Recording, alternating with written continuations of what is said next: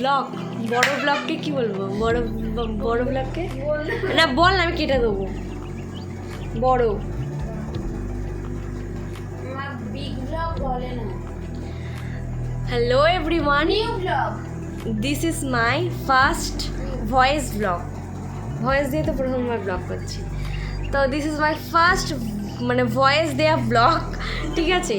তো আজকে আমি রেডি হয়ে গেছি, তোমরা দেখতেই পাচ্ছ ঝিঙ্কু করে একদম। তো আজকে আমরা যাচ্ছি একটু ঘুরতে। তো আজকে থেকে আমি ভাবছি যে একটু বড় বড় ভ্লগ দেবো, কিন্তু বেশিক্ষণের ভ্লগ দিতে পারবো না, কারণ এডিট করার প্রচণ্ড ঝামেলা। তো যাই হোক, আজকে কোথায় যাচ্ছি, কিভাবে যাচ্ছি, না যাচ্ছি, কি খাচ্ছি, কি করছি, কে যাচ্ছি, সব কিছুই ব্লগের মধ্যে থাকবে। তো দেখতে থাকো, ব্লগটা এনজয় করো। সমস্ত কিছু সুন্দর করে গুছিয়ে ঠাকুর প্রণাম করে বেরিয়ে পড়লাম স্টেশনের উদ্দেশ্যে। টোটো ধরে পৌঁছেও গেলাম স্টেশনে। ব্যাগগুলো ওই উপরে তুলছিল। অনেক টাইম আছে গো, ট্রেন ঢুকছে।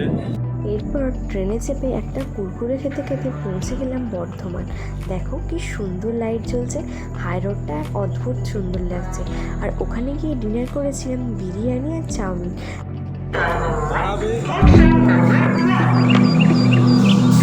ডিনার করার প্রায় আধ ঘন্টা পরেই চলে এসেছিল আমাদের দার্জিলিং মেল। দেখো মনটা না খুব আনন্দ লাগছিল। আর মাত্র কয়েকটা ঘন্টা তারপরেই পৌঁছে যাব আমরা সেই সুন্দর জায়গায়, যেখানে আমি কখনোই যাইনি, আমার স্বপ্নের জায়গা। আমাদের অ্যাপার্টমেন্টটা ছিল নন এসি। এই দেখো, যেহেতু আমাদের 12টায় মেল ছিল, উঠেই না খুব ঘুম পাচ্ছিল, তাই জন্য দত্তবাবু গিয়ে ঘুমিয়ে পড়েছে, আর আমার তো সারা রাত ঘুম নেই। সকালবেলা এই দৃশ্যটা দেখতে দেখতে যখন যাচ্ছিলাম, মনটা একদম আনন্দে ভরপুর ছিল। আর সকাল সকাল যদি দত্তবাবুর খুব খিদে পেয়ে গেছিলো, তাই জন্য একটা ঝালমুড়ি নিয়েছিল। ফার্স্টে আমি বলেছিলাম যে আমি খাবো না, বাট ঝালমুড়িটা এত টেস্টি হয়েছিল, একটুখানি না খেয়ে আর পারলাম না। আবার ঝালমুড়ির ওপরে দিয়েছিল একটা নারকেল। উফ, সোনায় তো পুরো সোহাগা। আর এই দৃশ্যটা দেখতে দেখতে খাওয়ার কিন্তু মজাটাই আলাদা। প্রচণ্ড জোরে বৃষ্টি হচ্ছিল, কিন্তু অদ্ভুত একটা শান্তি।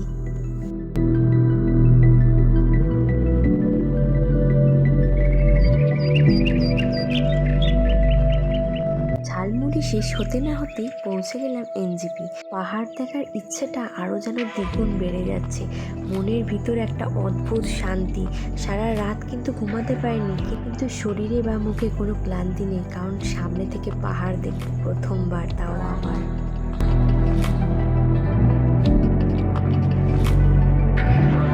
এই বড় বড় ব্যাগগুলো নিয়ে নামতে কিন্তু সত্যি একটু কষ্ট হয়। নিচে নামার পরেই দেখতে পেলাম এই ট্রেনটা। উফ, আলাদাই এক্সপিরিয়েন্স। তারপরেই দেখলাম আমাদের দেশেরই পতাকা। মনটা একদম শান্তি হয়ে গেল। প্রচণ্ড খিদে কিন্তু এবার পেয়ে গেছিলো, কারণ বেজে গেছিলো ওই 9:30। মা, বাবা, আমি আরও চলে গেলাম খেতে। বাবারা খেয়েছিল আলুর পরোটা, তার সঙ্গে তরকারি। আর আমি আর মা খেয়েছিলাম একটা নিরামিষ থালি। তরকারিগুলো কিন্তু সেরা ছিল, অনেকগুলোই আইটেম দিয়েছিল, দামটাও সেরকম একটু বেশিই নিয়েছিল, কারণ এখানে এই একটাই ভালো রেস্টুরেন্ট আছে।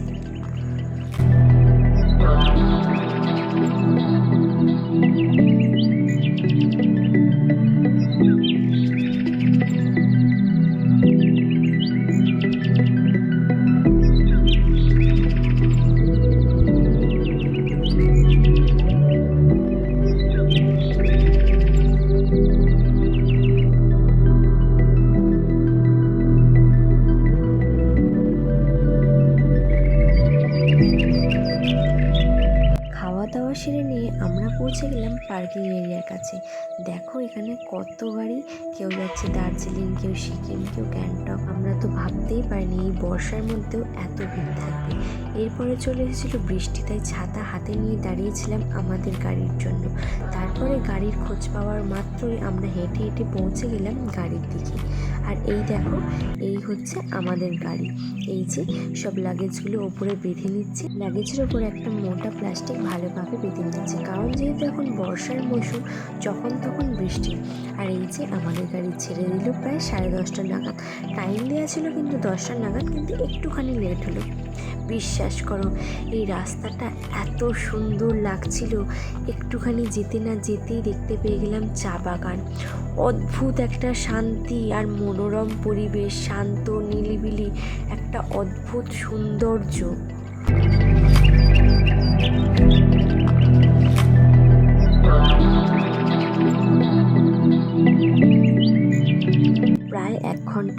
যাওয়ার পর থেকে দূর থেকে এই পাহাড়টা দেখতে পাচ্ছিলাম, আর সবাই মিলে এত এক্সাইটেড হয়ে পড়েছিলাম পাহাড়টা দেখার পর থেকে।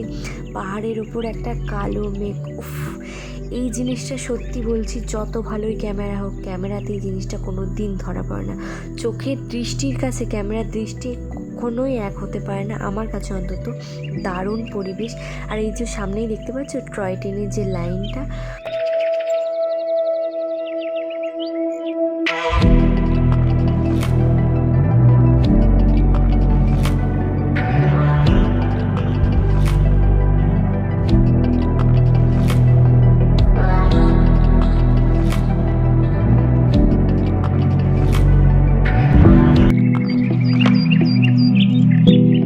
আস্তে আস্তে আমরা ওপরের দিকে উঠছিলাম, আর কিছু মানুষ ফিরছিল।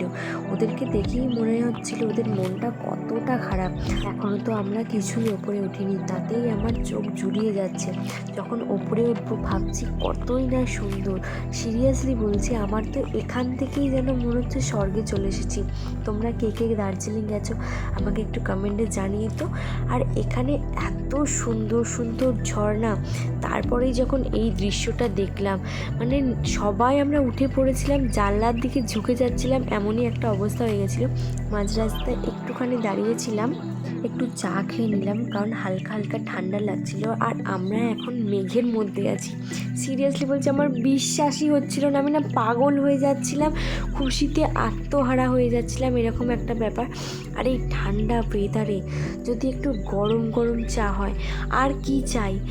জীবনের যত দুঃখ কষ্ট এক মুহূর্তের জন্য কিভাবে যে ভুলে গেছিলাম। আমি আরও দুজন মিলেই এত আনন্দে পাগল হয়ে গেছিলাম, কি করব বুঝতে পারছিলাম না। প্রচণ্ড বৃষ্টিতে ভিজছিলাম, আনন্দে লাফাচ্ছিলাম, মানে কী করব আমরা দুজনে। তারপরে আবার জার্নি আমাদের স্টার্ট হয়ে গেল। যেতে যেতে একটু দিদার করা ফুরুলিও খেয়ে নিলাম। তারপরে এই পাইন গাছগুলো, তার মধ্যে আবার বৃষ্টি, অনেকটাই উপরে উঠে পড়েছিলাম। প্রায় 4 ঘন্টা হয়ে গেছিলো আমাদের জার্নি। দীর্ঘ প্রতীক্ষার পর আমরা পৌঁছে গেলাম হোটেলে। তো আমরা এখন খেতে যাচ্ছি, দেখি ফার্স্ট দিন আমাদের লাঞ্চে কি কি মেনু আছে আর খাবার দাবারের কোয়ালিটি কেমন, সেটা অবশ্যই তোমাদের সঙ্গে শেয়ার করব। তো চলো দেখতে থাকো। এই যে চলে এলাম নিচে, দেখো কি পরিষ্কার পরিচ্ছন্ন, দেখেই তো মনটা অনেকটা ভালো হয়ে গেছিল। এরপরে এখানে দেখলাম আহারে বাহারে বাঙালিয়ানা, মনটা তো আরও খুশি হয়ে গেল। ছিল বাসমতি চালের রাইস, ঝুরি ঝুরি আলু ভাজা, ডাল, পেঁয়াজ, লেবু, লঙ্কা, পটল আলুর তরকারি, মাছ আর পাঁপড়। উফ, আর কি চাই বলো তো এই পাহাড়ে। খাবারটা ছিল অমৃত। আজকের ব্লগটা এত অবধি। তোমাদের কেমন লাগলো জানিও, ভালো লাগলে একটু ভালোবাসা দিয়ে। নেক্সট ব্লগ খুব তাড়াতাড়ি আসছে।